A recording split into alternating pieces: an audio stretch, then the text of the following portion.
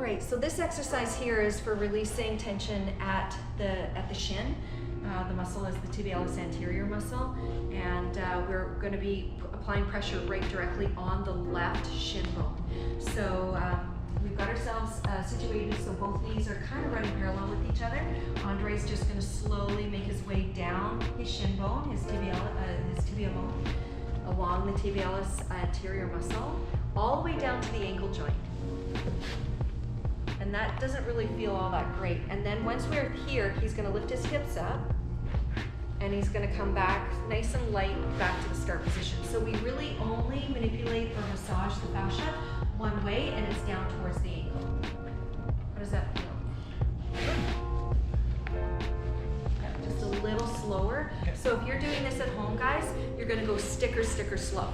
So the purpose of this is that the roller wants to sink into the tissue. If we go too fast, you're just on the muscle and you're not getting into the connective tissue. So the slower you go, and André notices, you can hear, Andre's really getting into that fascia. Yeah, it's most different. I went way too fast last time. Okay, and we'll do it one more time just so that you can get the feel of the attention, the tempo. So when we're working with the fascia, we want to go slow.